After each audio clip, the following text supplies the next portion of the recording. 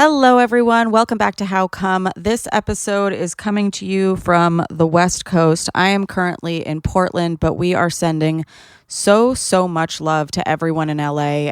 You heard us last episode talking about how Christian and I would do a part 2 when I'm in LA. I was supposed to be there this week.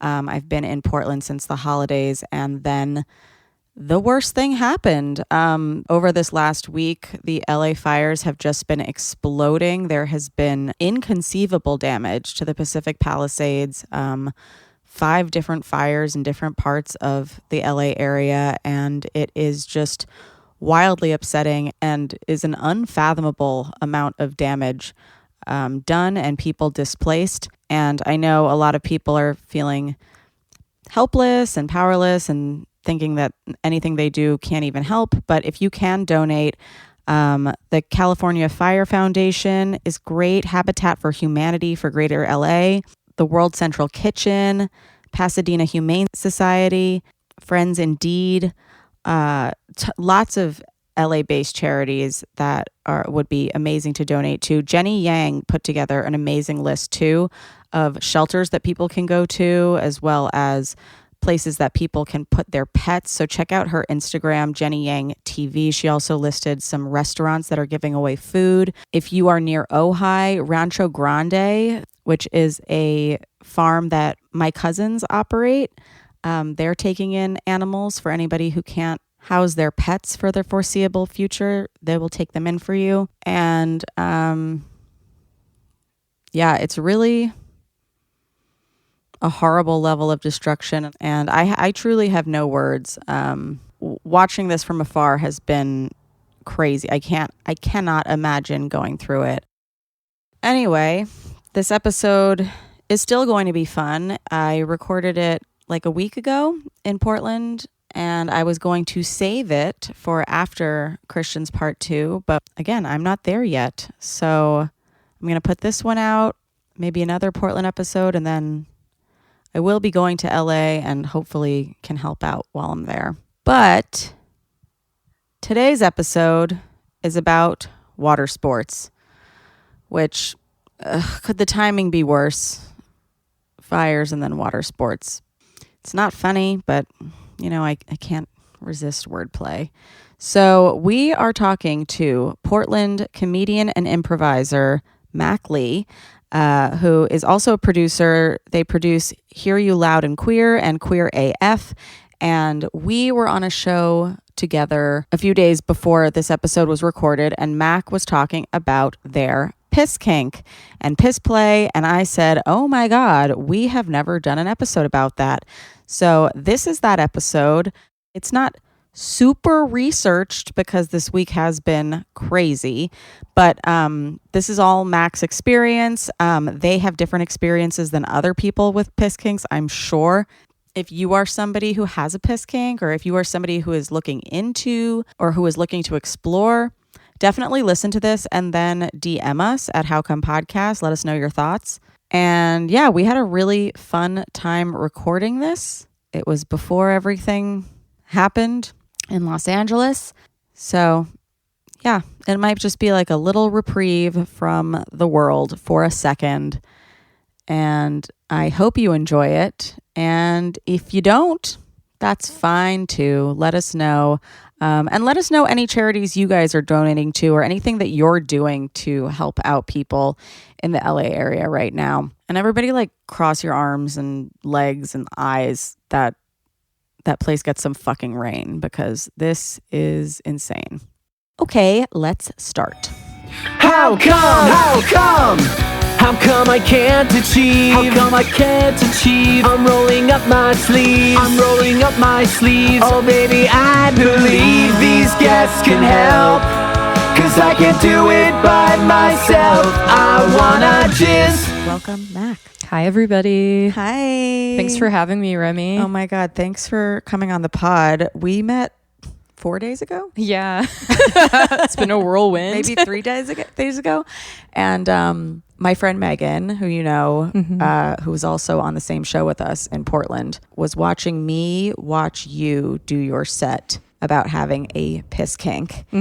And she literally was like, Remy, I watched your eyes get wide because I'm so interested, and we've never done an episode on one before. So where do we even start? How did it start? How did you figure out that this is something that you enjoyed? Yeah.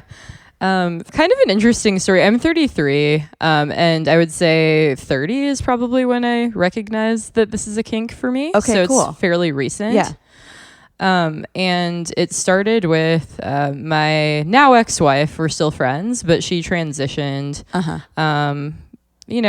Like maybe when I was 29, so around when I turned 30, and she got really deep into trans Twitter at that time. Okay. And I did too, and everybody on trans Twitter was talking about pissing on each other. Great. It was just a thing. So she and we tried it, and then we opened up our relationship and were polyamorous, and I started dating someone who was also really into piss, and I just got deeper into it from the people that I was meeting. And it was very normal. Like trans Twitter just made it seem like it was incredibly normal. So when I started talking about it with other people, I was like, oh yeah, I'm not that kinky. Like I just like piss. And people would be like, what?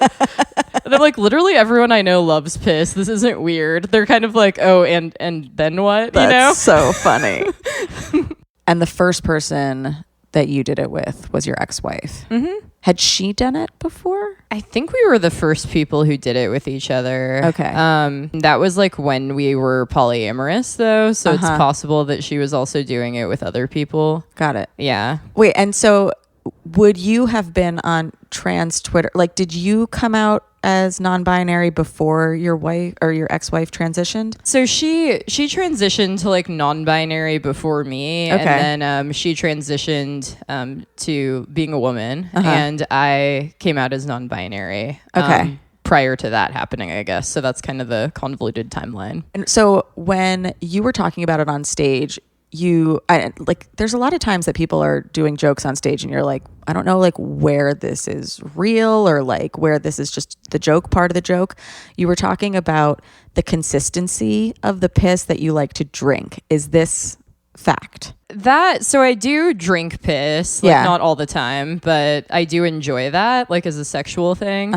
I do like it more hydrated than what I described. Yeah, you described it like a thick beer and Okay. like frothy. Like a hazy IPA. Yeah. Yeah. So that's a bit more to gross out the audience. Okay, got I it. like it to be more like a lager. Okay. Yeah. I'm like bad at beer. That's just a lighter beer. But like, okay. A light yellow. Yeah. A light. Okay. And when you're drinking piss, I imagine it's not coming in like a glass. No. Is it direct to face? Yeah, usually, I mean, I've had sex with more like penis having people than vagina having people. Okay. And so typically it's just like penis in mouth, pissing in my mouth Got it. situation. Yeah. Do you do it up close or is it sometimes from afar? Like, can you stand across the room and Get it? and can this become a carnival game? That would be cool. I haven't done it in my mouth like a carnival game, but my like first like deeper initiation into piss play was with a partner where we'd always go in my backyard and we'd piss on each other outside, but then there was also a hole like near the shed and we would both try to aim and get our piss in the hole. We were pissing in hole. Okay. And, and that was the carnival game aspect.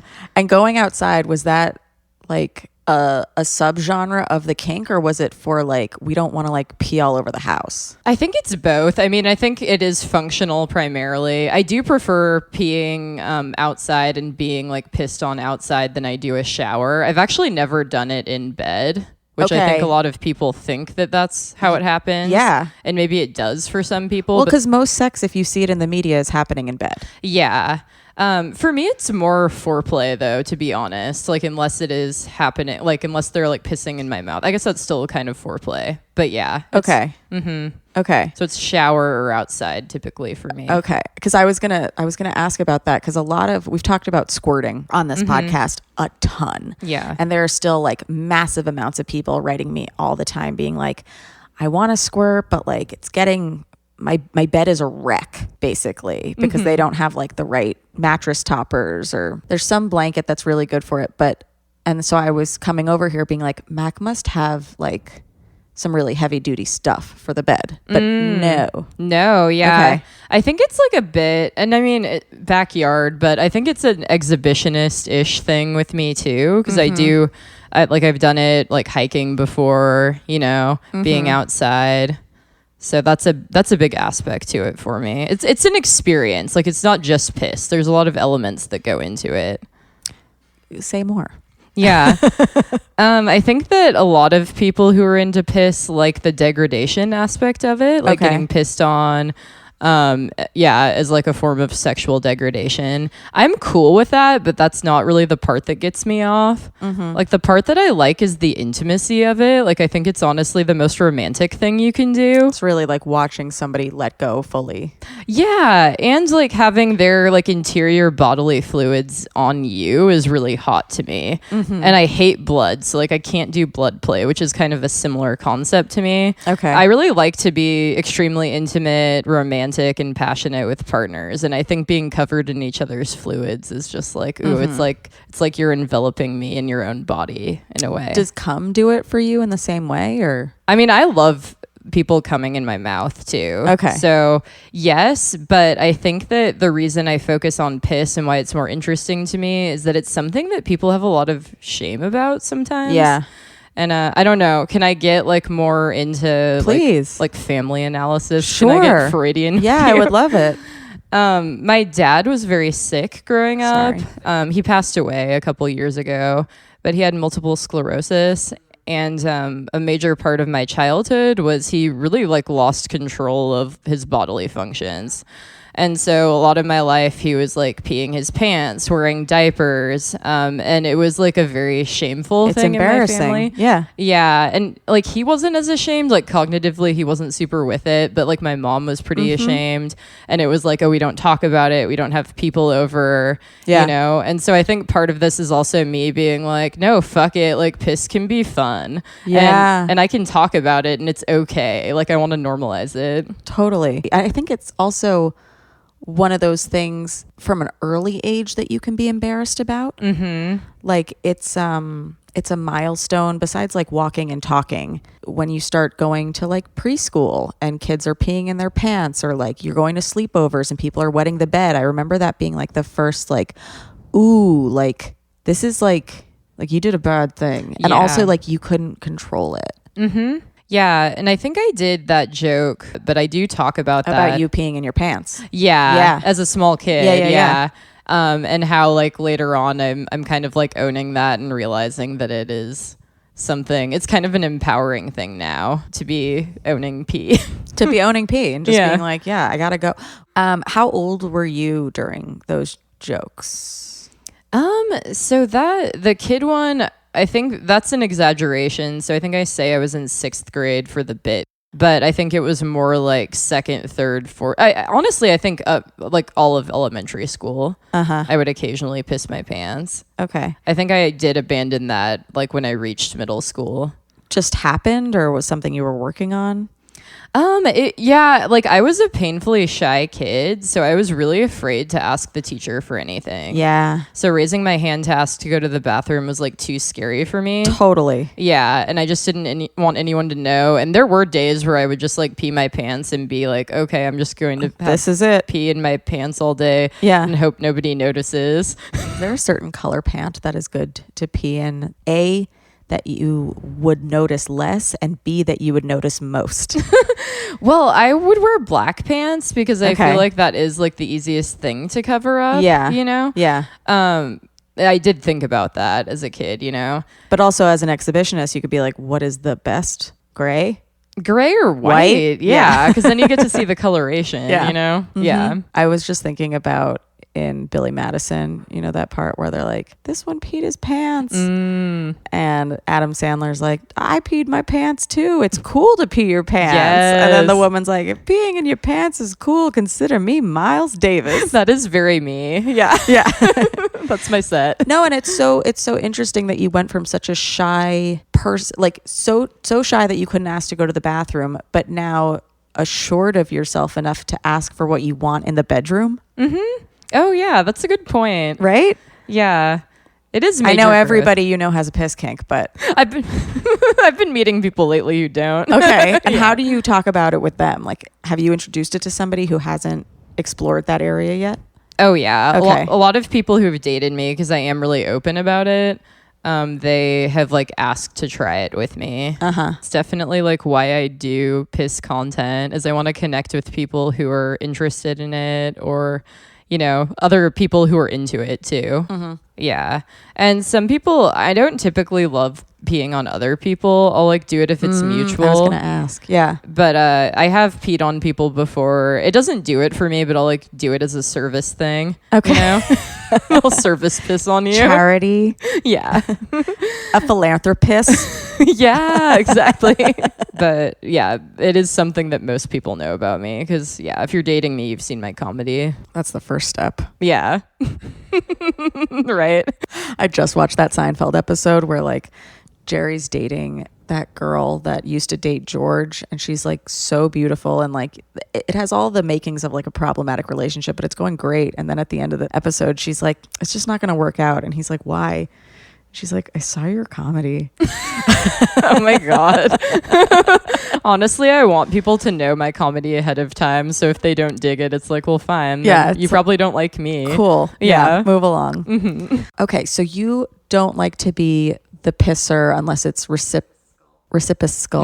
Has there ever been somebody that you're playing with that like their piss just like reeks? I've been fortunate enough to have considerate partners who have not done that. I will say, yeah, a couple of the people actually, now that I think about it, who just like wanted to try it, and they were like, ooh, Mack is freaky. Mack's into piss. That doesn't always turn out great. There was like one person I did mushrooms with, and he pissed on me, and I wasn't like exactly into it, and it was because his pee was not my style.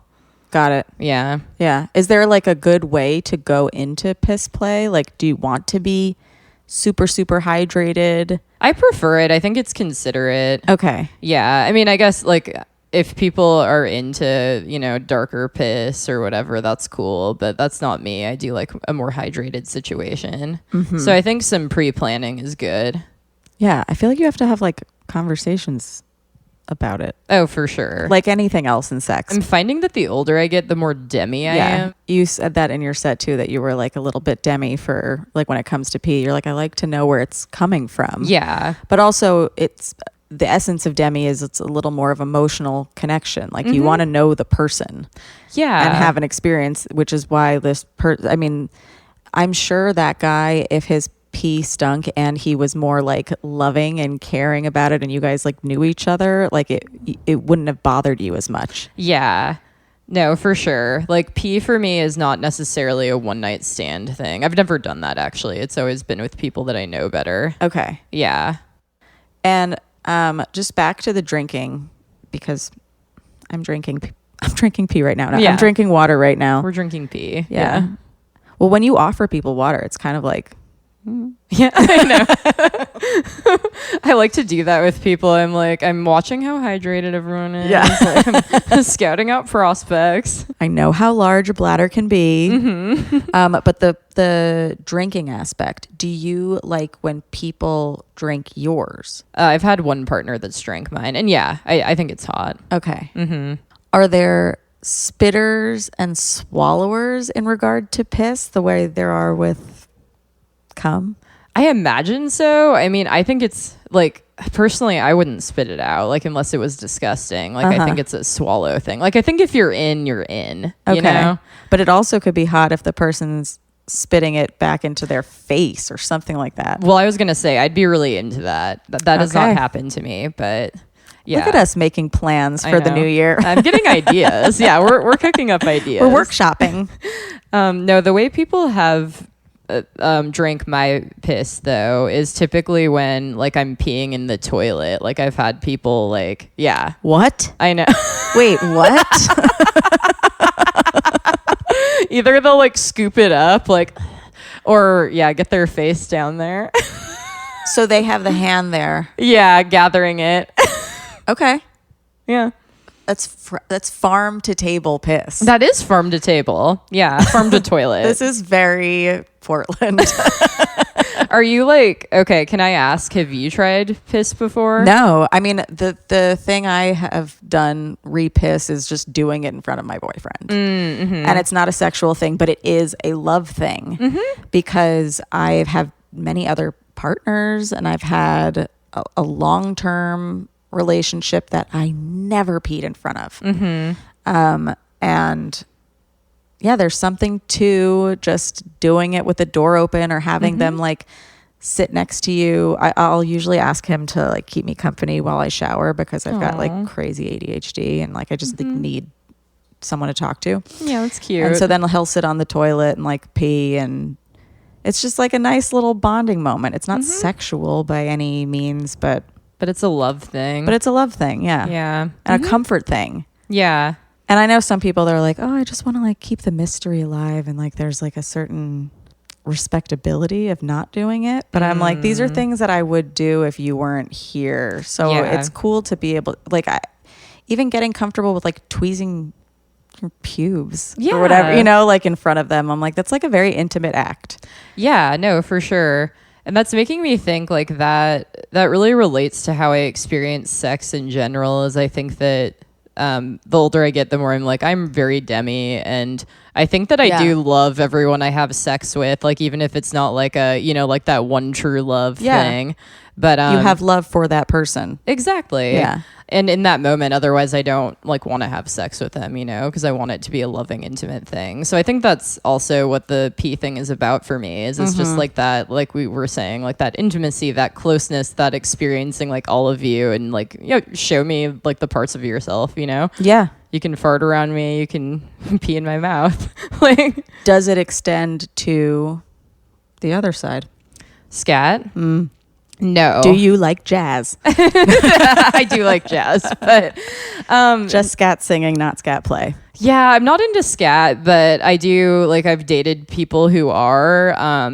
They've never had me like they've asked me to like make videos of me pooping for them, and I've done that. Okay. But I've never like pooped on anybody, or like I think I don't know if I would do it, to be honest. That part is not hot for me. Everybody's got their lines and limits. Yeah. And that's okay. It's yeah, shit and blood are the things I don't fuck with personally. Yeah, I went to a we were talking about sex carnivals. I went to one. That's so sick. Oh my god. And all of the acts are like fun, kooky sex stuff or whatever, and one of them was with blood. My friend loved watching the blood stuff, but then had to leave the room when somebody was doing like food play. Oh, interesting. And I thought that was really interesting because I was like low-key like wincing at the blood, but like loving the food stuff. And yeah.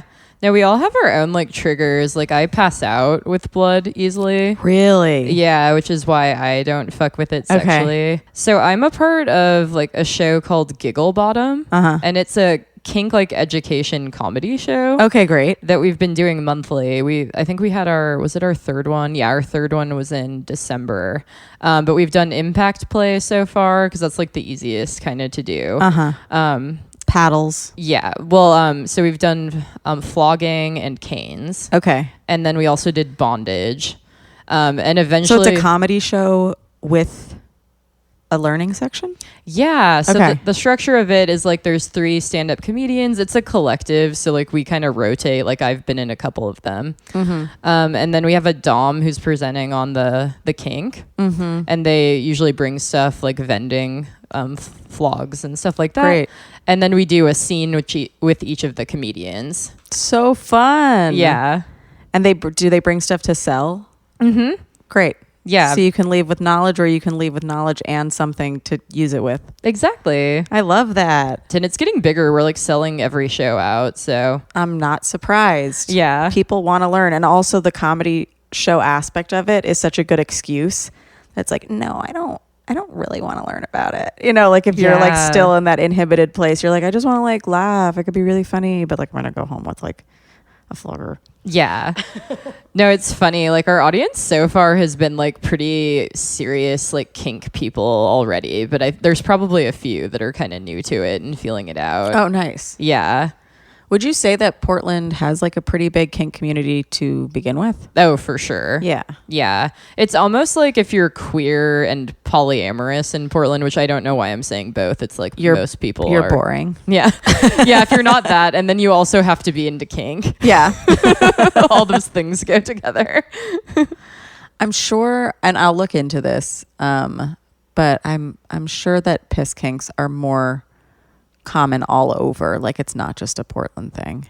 Yeah, I don't think so. I think it is more common in the queer community. At least that's just like the feeling I get in my own experience. But I also mostly talk to queer people, so maybe that's why I think that. Mm-hmm. And you said you mostly have hooked up with people with penises. Have you hooked up with people with vaginas as well? I have, but I Okay. have not had someone who has a vagina piss on me. Have you had someone squirt on you? No, Okay. and I would love that. Yeah. Okay. Well, because I think a lot of people are always like, is squirt pee? And I'm like it's kind of in there, but Yeah. like not really. Like it's not coming. It's similar, but It's yeah. the skein gland. But like if you already have a piss kink, fucking let it rip anyway. But like, I just imagine that would be really like freeing to be like, oh my God, I squirt. And this person happens to like pee. So I don't even have to wonder if it is or not. Yeah. I would also just feel badass if I made someone squirt. Like that would feel really good. Another goal for the year. Yeah. Potentially. And are you still living as a poly person or? Yes. Okay. Yeah. Yeah. I'm seeing like a couple people right now. Mm-hmm. Yeah. I'm pretty busy with comedy, so I am prioritizing that. But, you know, I'm horny. I'm a horny guy. So Yeah. I also got to get my needs met. Yeah. You know? Piss Guy 2025, we said, is Yeah. the title. Yes. And we're setting goals for 2025. When you have multiple partners, are there things that you're more looking for them in sexually, or like do they fulfill different emotional stuff in your life, you know, like, or is it just this is a person I like, this is a person I like, this is a person I like, and whatever? I think that I kind of entered polyamory dumb and unplanned. So I think it started as just like, this is a person I like, this is a person I like, you know? Yeah. I think I have noticed just patterns that happen, like definitely like being with people of different gender identities is something, because I think I'm non-binary, so I really like to feel like a guy in a relationship, and then sometimes I do like to feel more femme in a relationship, so I think I seek that difference sometimes. That's so cool. Yeah.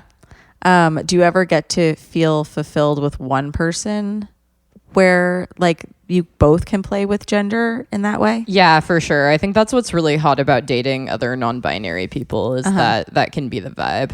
Yeah. You're like, you're the femme today. Yeah. You're like, okay, but you're peeing on me. Okay. Yeah. Okay. Just to be clear. Yeah. And you mentioned the degradation aspect.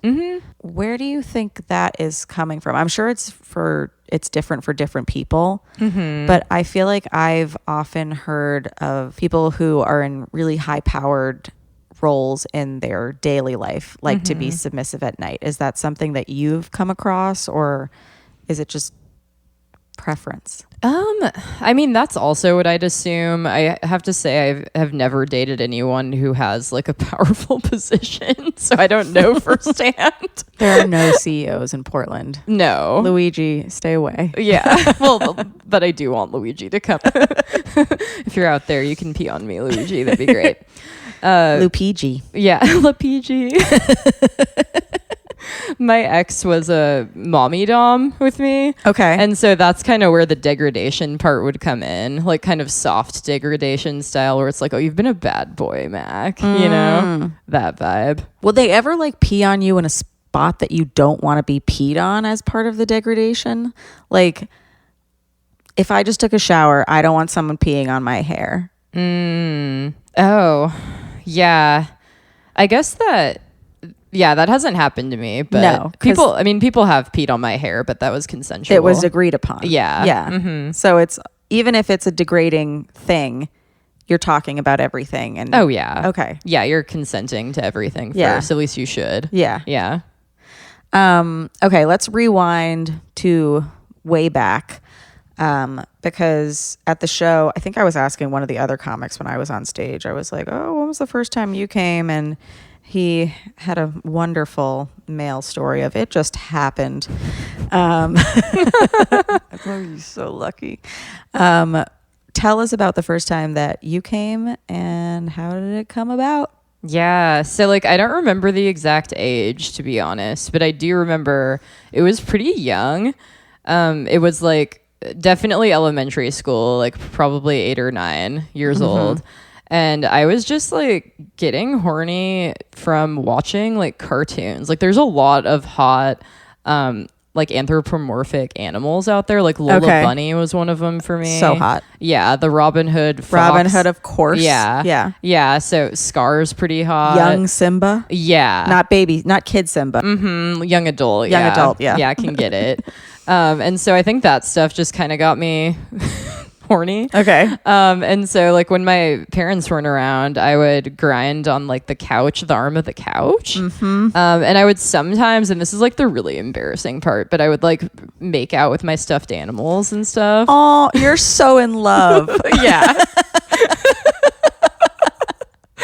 And I think my mom, and I don't know if this is a real memory because memory is fucked up, you know? Yeah. But I feel like my mom did catch me doing that one time and was like, no, like, stop. What? And I'm like, yeah, these stuffed You're like, animals. I'm not just using this couch. Like, I'm in love. Yeah. We're making love. Yeah. Always making love. And then if she caught you, like, did you figure out a more private way to do it? Because like I know the couch arm is effective, but is there something you could recreate in the bedroom? Yeah, I would like kind of grind on like the edge of the bed. Like I do, Got like it. to this day, grinding is like one of my favorite activities. Cool. Yeah. So grinding on a pillow, but it's got to be like firm enough, you know? Yeah. Yeah. That pillow that's too hard for your head, but is perfect for elsewhere. Yeah. Yeah. Yeah, and I remember this is like a little tangential, but I grew up, you know, I'm 33, so we had like the shared family PC in the living room. Yeah. And my favorite horny thing to do when I got older was go on like game FAQ websites, like to try to like I would, because I'm a video game person. Yeah. And so I would like read fanfics from those websites about like the video games that I played. Yeah. Yeah, and some of them would get really horny, and so that was my like initial like porn, my jerk off situation. I found anime porn like very early. Yes, in anime life. porn rules. Under someone's bed, can't say who. But I think I was like 9 or 10 or whatever, and I was like, this is fucking hot. It's crazy how big the boobs are. Yeah. I've been it's funny you say that because this Christmas I bought like a lot of my friends anime big titty mouse pads for Christmas. Because I was like, that's just, doesn't everyone want that? I don't know. I do. I feel like the tits would get in the way of like what you're trying to do. They're for wrist support. Oh, Yeah. lovely. I can show you mine. Mine is a butt because I'm a butt guy, but I can show you later. Okay. Yeah. All right, so you came relatively early. Did you start hooking up with other people early in life or later? Or? No, Okay. I didn't have sex until I was 19, actually. Okay. And I think that was kind of I mean, my mom was pretty strict about me dating. And I think it was related to the like shame in the household of like, we don't want people over. Right. You know? And I felt that too. I was like, oh man, like my life is so weird. I don't think anyone's going to understand. Will anyone even want to date me? You know? Yeah. So like kind of the minute that I moved out of the house is when I started getting horny. But then because I am demi with it, it took me a while to actually want to like have sex with someone. Totally. Yeah. Yeah, I think that's something a lot of people who are demi aren't really prepared for because like I just came from watching 10 Things I Hate About You. Love it. And there's all these high school movies where people are just dating so many people. And like I would watch people dating people around me. I go, how come this isn't happening for me? You know? And then Yeah. you kind of feel weird that you're like, I don't like anyone enough. and you feel like a little like defunct, but it's like, no, like that's just like how you date. And that's okay. That's how I felt when I started polyamory. Is I would be like my wife at the time was dating people, and I was like, I don't like anybody though, but I feel like I have to be poly because you're poly. So like now I have to date someone and force myself. Yeah. But also interesting that you kept doing it after breaking up. The weird thing is that she like entered a monogamous relationship after we broke up. Oh, so she was just trying to get away from me. Yeah, that's kind of what it seems like. That's the trajectory. Yeah. And I just said, let me push you to your limits and hook up with other people and bye. Yeah. Yeah, I found my one true love. Sorry. Yeah. Yeah. Bitch. No, I'm just kidding. No, I love her. But yeah, it's taken me a while to get over that one for sure. And I think that's because of how hard you bond too. Yeah. Like I feel kind of weird that not to say, oh, I haven't gotten over anyone ever, but I still, in the way that other people go, oh, I've never thought about that person again. I think about everybody. Do you have that? I have that. I'm kind of like, I've definitely entered relationships where I just liked that they liked me. Oh, yeah. And so those people I've kind of forgotten about. But then there's the people, there's definitely a lot of people that I think about fondly. And I'm like, dang, I wish that they were still around. Like just in my life, you know? Yeah, I wish I could turn it off the way that it seems to just get turned off in other people, that they're like, once you're done, you're done.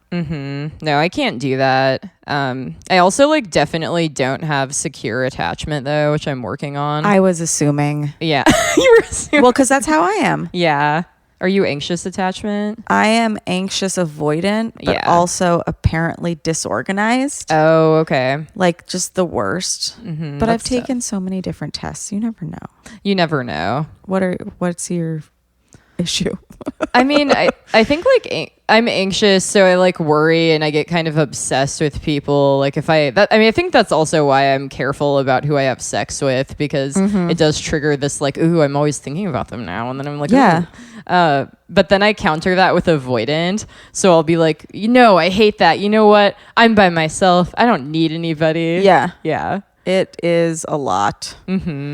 I am working on it, and I'm on Lexapro now, which is like fairly new. Me too. Yes, yeah, and it's helping. It's helping me chill out. I've been on it for a while, and I will say I cry less. But I think we did an episode about limerence. You know limerence? It's like the most heightened version of a crush. It's like you become fully obsessed with people. Okay. And a lot of that comes from attachment styles. And it was like the way to like try to get more secure is like doing more stuff that makes you more secure in yourself. Yes. So like journaling and like affirmations and blah, blah, blah. I've started writing down my dreams every night. Oh, that's sick. Just to kind of give them a place to like live. Instead of like spending all day being like, you had a dream about that. Like, what does that fucking mean? It's like, okay, now it's on paper. And I'll highlight little sections that I think are interesting. Yeah. Like I had one the other night where I was really upset coming out of a party at 6 a.m.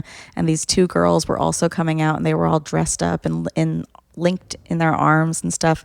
And I thought to myself, we are in such different places despite being in the same time and location. And then I bolded that and I said, what a thought. That's profound. Yeah. Yeah, I've had that feeling. Like when you described that, I was like, yep. Like you guys are leaving at 6 a.m., but you're having fun. And I'm like leaving like feeling like very dejected and very weird. Yeah. But now, that's a little self-care and acknowledgement thing, being like, okay, we're not just going to be like haunted by dreams. We're going to put them down and we're going to use them eventually in like a sitcom. Yeah. Or something. No, for sure. It's material. That's like what I was going to say is doing comedy has really helped me with like moving towards secure attachment, because I think I'm getting that like attention that I need from an audience rather than from individuals, which can be fucked up too. And it has been. How long have you been doing stand-up? Consistently, I think I'm like close to 2 years. Okay, but so I've been doing it for almost 10. And as somebody older than you, there will be a point, I felt that in the beginning. There will be a point, which is where I am right now, where I don't want to have to be performing for that validation. I want to get validation internally. Yeah. And then just be performing because it's something I love to do. And I do have a tiny bit of worry that if I am emotionally fulfilled, I won't need comedy anymore. Oh, that's such a good point. Right? Yeah. So it's scary, but it's also, I mean, it's a very powerful tool, stand up, to like get to expressing yourself. And yeah. So that's a really healthy perspective. Thank you for sharing that. oh, you're welcome. So you guys, I'm always on the verge of quitting. Please come to a show. Don't quit, but go to her shows though. Yeah, I think that, I mean, where part of that mindset is coming from is when I was married, I didn't I was very fulfilled emotionally, but the artistic part of me, the creative side, was very unfulfilled. Okay. Because we were very codependent. So this is kind of like, I guess this is like my divorce, like midlife crisis energy right now. Yeah. Oh, I'm getting this creative part of my life fulfilled so hard. Yeah, and you're doing midlife before midlife. So exactly. That's good. Yeah. Yeah. No, I really do think stand-up's an amazing thing to get into, whether you stay in it forever or not. Like, it's just like, it's finding your fucking voice. And I've met some of my favorite people through it Totally. too. Yeah. Yeah. I love Portland comics. I know. They're so fun. We're great. Oh, can I give a shout out to a very famous person who has a piss kink that most people don't know about? Okay. So I was upset. I was talking to my dear friend, Joe John Sanchez III, who you probably know, Portland comic Not icon. yet. Oh, you should. Okay. Yeah, I should introduce you. But I was like, we have bad, like, well, they're not into piss kinks, but I was like, Okay. I have like bad representation out there as someone who likes piss, because who do we have? We have R. Kelly. We have Donald Trump. Yeah. But I looked it up, and we also have Ricky Martin. Wow. Isn't that cool? That's fantastic. So it's like giving Livin' La Vida Loca a whole new meaning. Yeah. Livin' La Vida Loca. Livin' Liquida Loca. Exactly. I love him so much. He's just so open about who he is. Like when you were about to like say, oh, can I give a shout out to a famous person? I was going to be like, yes. And also like, how do you know? And now I'm like, oh, like if it's Ricky Martin, like this isn't from the blinds. Like this is something he said. Yeah, no, yeah. There's quotes about how he loves giving golden showers. And I'm like, hell yeah. Hell yeah. Yes. Oh, golden showers. When I was trying to do like a tiny bit of piss kink research, it was like, most aptly known as golden showers. So thank you, Google AI. Golden showers, water sports, you know. Water sports. Yeah. Yeah. Do you like other water sports? Not really. No. That's the one. Just the bedroom one? Yeah. Or actually the outdoor bathroom one? Yeah, for me specifically. I mean, swimming is fine, but I yeah. hate swimming. When you first started having sex, did you know like what you were looking for, or like how did you learn about sex with other people? So I pretty much, it's kind of like against the demi vibe that I have, but I just kind of reached a point where I was like, I just want to fuck someone. Like I'm ready. Like I had dated people and I was like, I like them, don't want to fuck them. But then I just like as a person wanted to fuck. And so my friend was like throwing this party. I went to University of Oregon, so it was there. And Go Ducks. yeah, Sco Ducks, right? Quack quack. We just lost. I know. I'm not very connected to that world, but Ben's whole family was downstairs and he like came up and I was like editing an episode or something. He's like, we're losing, by the way. And I was like, oh, cool. I don't care. And he's like, no, I'm just like letting you know. Yeah. So like, you know, like the tone of the house. I was like, okay, cool. that was my sister because she's more invested in it than me. Yeah. So she was telling me and I'm like, okay, like, why do I care? You know? Yeah. Okay, so U of O. Were we having many O's at U of O? Yes. Oh, I Okay. do have a joke about that. Really? Where I do the O and then I like eat pussy through it. Yeah. Nice. Mhm. Yeah. Because that's the proper way to do the O. Yes. But yeah, so my friend was throwing this party. I was like a freshman and she was older, so she could buy alcohol and everything. And she went to the liquor store and I was in the car and she invited the guy who worked at the liquor store to come to the party. Okay. And I ended up having sex with him, losing my virginity to him. And then we proceeded to date for like a year and he bought alcohol for like my whole dorm. Oh my God. And I never really liked him that much, but he was very useful. Yeah, that is an extremely useful person to have in college. Mm-hmm. Was he good? No. No. Okay. Yeah, he like never went down on me.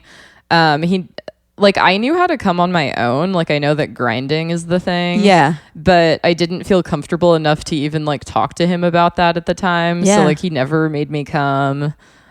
He like I think we were playing like mini golf or something and he bet like the bet was like, oh, if I lost I had to give him a blowjob, and that was like the first time I gave a blowjob, which is so stupid and terrible. Yeah. Sorry, man. That sucks. I know.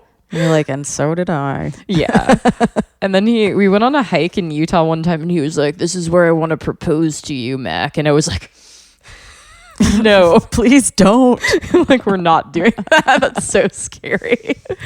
But I'm sorry that you had to deal with him. But it is again interesting to me that you've gone from this like couldn't ask for head person to like now you're on stage all the time talking about piss and asking for what you want. Yeah.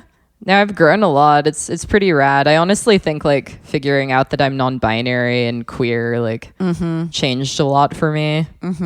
Certainly. Yeah. Was there something that like set it off for you, or had it been like a conversation in your head? I always felt like more masculine, I guess. More like I don't know, the characters I identified with, like I'm a gamer. And so like Link from Legend of Zelda, I was always like, that is me. Link. Yeah. And love Legolas too. Yes. Yeah. Yeah. That's why I bleach my hair now. Yep. I'm like the blonde boys. Okay. Yeah. Yeah. So I always kind of viewed myself that way, but then realizing that being non-binary was an option, just hit really hard for me. And then meeting not just queer a boy, people. a pretty boy. Exactly. Yeah. Yeah. I'm an anime twink is how I view myself. You're Howl. Yes. Yes. Yeah. I actually have like pictures of me next to Howl and I'm like, yes. So you called it. I'm reading this terrible book right now. I won't say it's terrible because I just started it, but it's A Court of Thorns and Roses. I think I've heard of that. Yeah, everyone was like reading it on TikTok, and I want to potentially do an episode about like literary smut. Mm-hmm. And they have this scene where it's like the fairy who's like a wolf turns into a man, and they like describe him. I'm like, that's Howl. Yeah. I'm like, all of these things are just like some beast guy who's like secretly thin and blonde underneath. It's like have you seen Berserk? Mm-mm. Okay, that's a really good anime and manga. Okay. But Griffith is like, he's evil, but he's like a hot blonde twink too. So just like so many hot anime beast men. Good rec. Do you have any other ones that you can think of that people might like if that's their style of person? Well, I'm pivoting here, and you probably already know about this, but if you're looking for like smutty or something to talk about on the podcast, if you haven't talked about bondage fairies, that's something you should do. Do you know about it? Oh my God. You should look it up on the internet. So there's free versions of it. It's really hard to get the original copies, but it's about like horny fairies that fuck like woodland creatures, and there's like piss stuff that happens in it. It's very kinky. I have a bondage fairy tattoo. Nice. Right here. Okay, she's cute. Yeah. So that's she's what got high like. boots. Mm-hmm. She's got a thong onesie, and she's got wings. Yeah. So I think that would be a good one to do an episode on at some point. A Court of Thorns and Roses is fairies fucking too. Yeah. But I haven't gotten to the fucking yet. I just can see where it's going. Yeah. So you could do a fairies fucking episode. I don't know if we could fill an entire, maybe. Oh, we could. You could? Okay. Yeah, hit me up. Okay.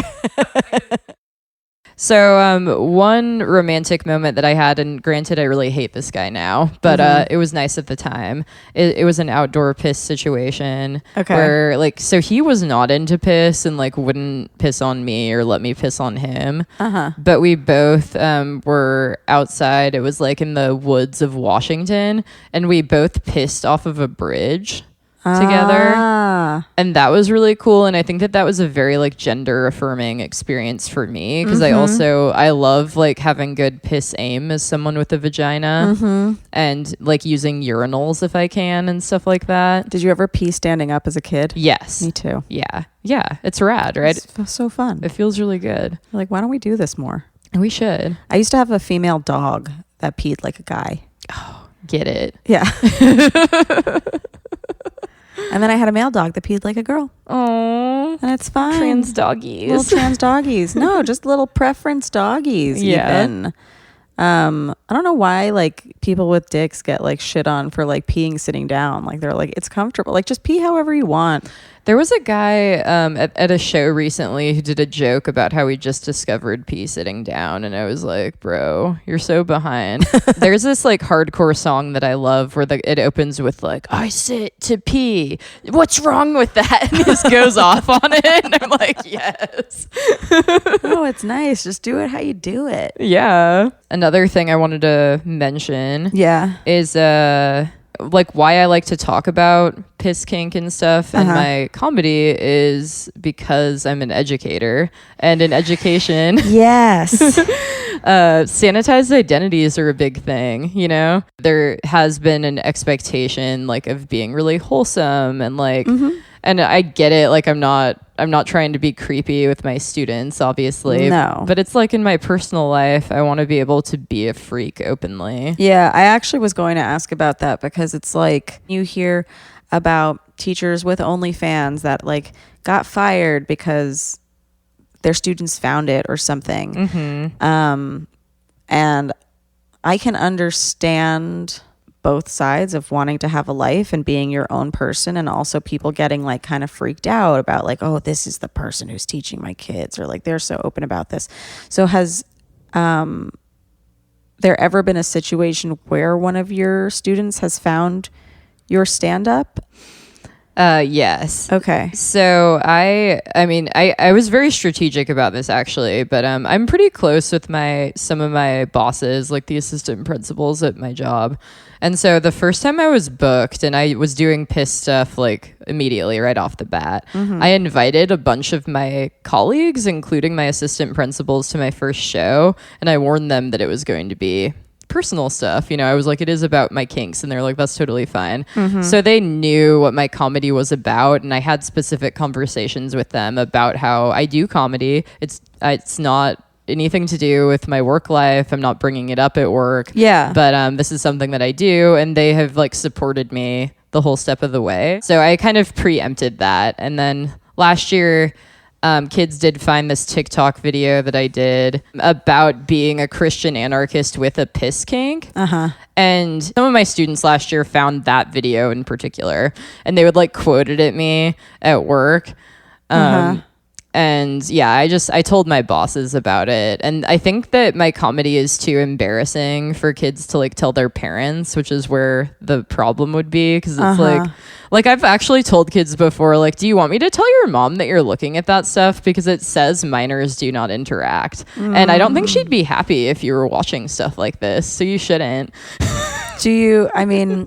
But also, is there a responsibility, like, to tell them like this is for adults, like just for their knowledge that it's like you're not ready to do, you know, like I don't know, monkey see monkey do. I don't want your kids leaving class and then just pissing all over each other without like knowing about consent or like any of, you know, like the bedrock of what sexual relationships are and like what they should be doing. That's a good point. I mean, to be honest, that just comes up a lot as a middle school counselor anyway, because like my comedy videos pale in comparison to most of the stuff that they're watching. Yeah. Like kids are watching really raunchy stuff. Yeah. So are they coming in to talk to you about that a lot of the time? Not. Or that's more like the health teachers They'll talk to me about like relationships that they're having. with each other and AI chatbots. There have actually been a few kids that have like fallen in love with AI chatbots. This is a problem. Yeah. That kid just killed himself. Like, I made a joke about it to Ben one day when we found out about that guy, that I was like, Smarter Child would never do this. Did you ever have Smarter Child? No, tell me about it. It was like an AIM chatbot. It was like the first one, but it was so basic. Oh, how was your day? Good. How was yours? Whatever. Do you want to play a game? You'd play like tic-tac-toe or something. I don't know who can fix it. I guess like the developers or whatever, but like there needs to be, like more people counseling them that like these are things that are fun to do, but like they could be a massive waste of time. Like you have to go learn to interact with like people as well, and like it could ruin your life. Yeah.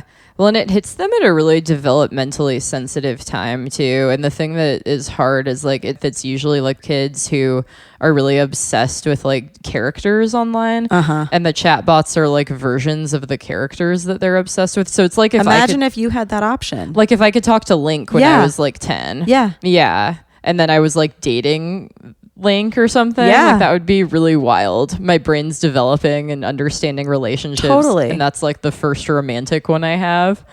It's insane. And also I think there's something like the serotonin rush that you get from when somebody like responds to you. Most people don't respond with that quickness and assuredness, like that thing will always be there for you. It's just there in a time that like you're getting ignored by a lot of people, or like maybe you don't want to reach out because you don't know if they'll ever respond. So it just must be like hitting all of their like pleasure centers, like so hard. No, that's a good point. And then it sets that expectation for when they do have relationships with like humans IRL. It's going to be like, well, these people don't get back to me, which is unhealthy. It's like, it's okay to take time. And we were talking earlier about a kid that you had heard of, where they were talking to a bot, and the bot was saying sexual stuff to the kid. And then the kid started feeling sexually harassed, which I can see that happening. And like, even though it's not a real person, like you can feel real emotions. Like I still experience the same feelings I would have experienced if it was a person, Well, you can't punish the bot. Yeah. But exactly. Yeah. There should be like, and also the bot, I don't know how they work, whether it's like they use the conversations that only they're having in the moment, or like will they take that conversation and use it to educate themselves, or like recalibrate the bot's brain for like other conversations. Like there should be like restrictions. Yeah. Especially if they're like below 18. And yes, maybe they write it in anti-sexual harassment line of code. But I don't know how, like, I don't know. It's just really complicated. Yeah. Because the internet is like, almost an autonomous zone, or like it's a democratization of information, which is cool. But then at the same time, it's like really hard to restrict things. So people who shouldn't, like if adults can have sexy conversations with a bot, which I think they should be able to do if they want. No, I know. Like while we're talking about this, I'm like, no, that sounds fun. Yeah. But I also don't want to get harassed by a bot. But I have a 35-year-old brain that would be like, okay. Yeah, like we're done here, bot. Yeah, and you can contextualize it and be like, this is a bot. Yeah. No, if it's their like first experience. I wonder, did they shut down the bot? Like say like, hey, that's not appropriate to say to me anymore? No, because it was also, they were just going through a lot. This kid's like very existential and deep. But they were like experiencing kind of like their first sexual feelings with this bot too. And then they kind of liked it, but then they felt violated and like it went too far. So it was also one of those, just like kind of a sexual awakening experience with a bot. Well, to this kid, if you're listening in a few years, it's okay.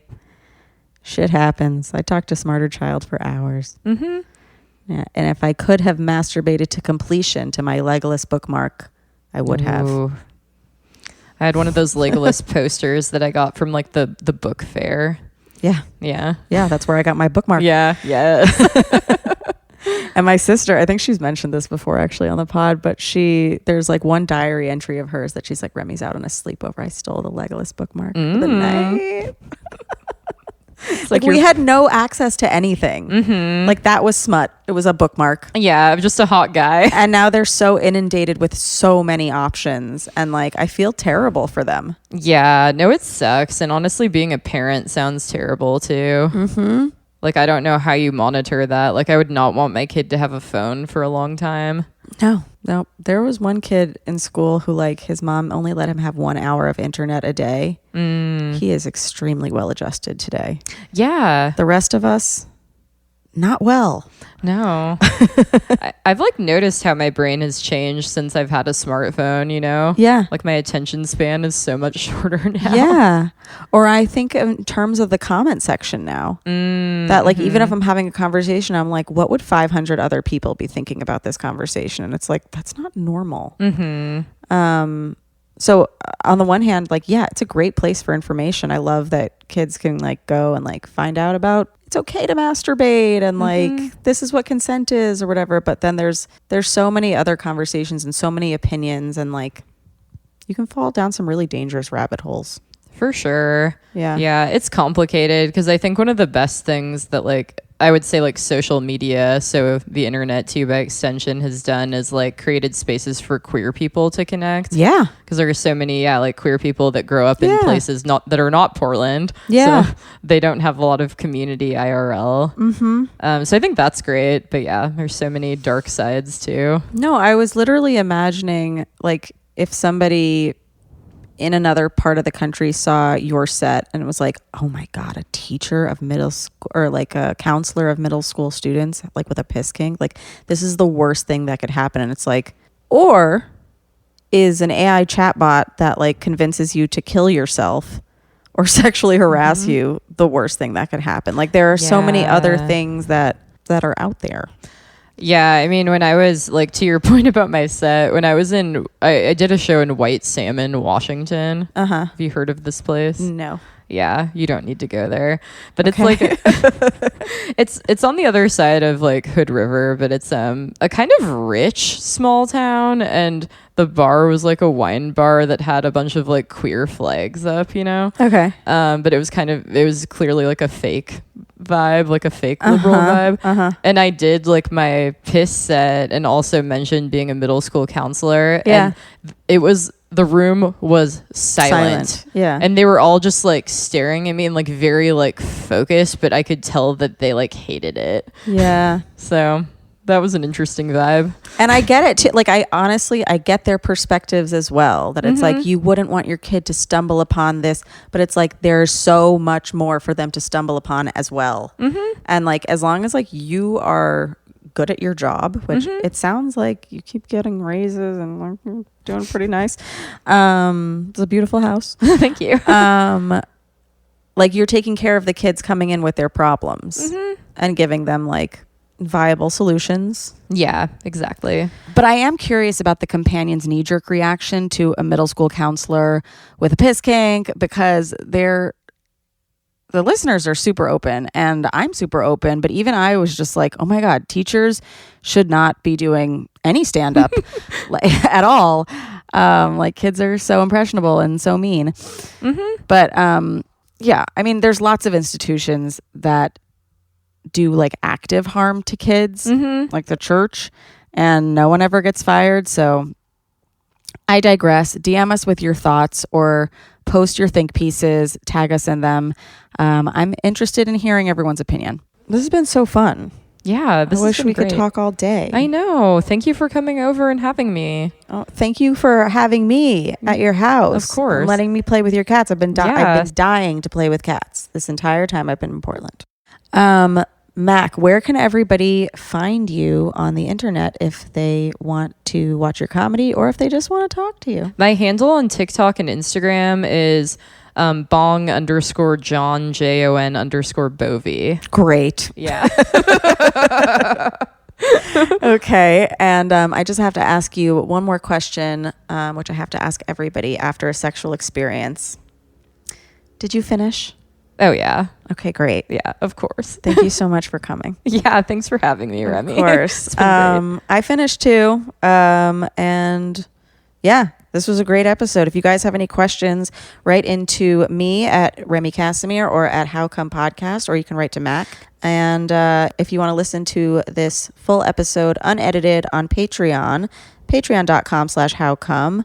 And yeah, see you next time on How Come. Bye. It's not you, it's me. I try so hard to finish honestly. They say you'll know when you go all the way from A right down to O. Oh no, I think that I still got a ways to go. Oh, I'm sick of this and I have got to know. How come? How come? How come I can't achieve? How come I can't achieve? I'm rolling up my sleeves. I'm rolling up my sleeves. Oh baby, I believe these guests can help, 'cause I can't do it by myself. I wanna jizz. Hello, Marvel section. So this episode was really rushed because I thought, I only have one more day in Portland before I leave for LA. So there were a bunch of questions I forgot to ask Mack, and then I did it via DM, and I want to read you our DM exchange.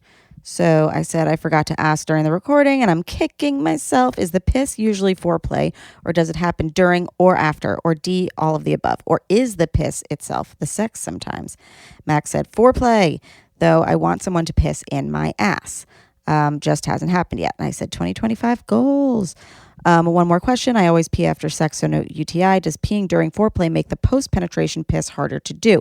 They said yes, but I just power through. Look at that. Amazing.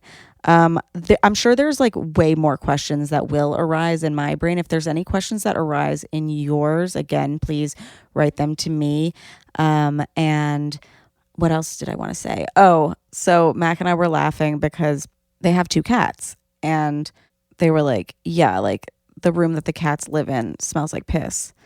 And we were like, ha ha ha ha, but not the rest of the house. So you can have a piss kink and your house still doesn't smell like piss unless you have cats. Or maybe your house does smell like piss, and maybe that's what you like. Maybe there are air fresheners that smell like piss. I don't know. I feel like there's a whole... I felt very vanilla during this episode. Because Mack was like, everyone's into piss. And I was like, should I be into piss? But that's one of the pitfalls of this podcast, or piss falls, that I always just think I'm not doing enough. And then I went back to Ben and I was like, let's piss on each other. And he was like, we have pissed on each other. And I was like, we have? And he was like, yeah, in the shower. Like, you've peed on my feet, I've peed on yours. But like, we didn't like get anything out of it sexually. So I don't know, maybe we'll try to get something out of it sexually, but it feels like a kink is something that like is inherent to you, or like that you like the first time, or I don't know. Actually, I don't know. I know nothing. People with piss kinks, let me know what you know. People who have tried stuff and didn't like it, let me know what you know. And also, people with piss kinks, go to LA and just piss all over the fires. That would be fantastic. And nobody report them, because they'll be doing great work. Okay, love you guys. Bye.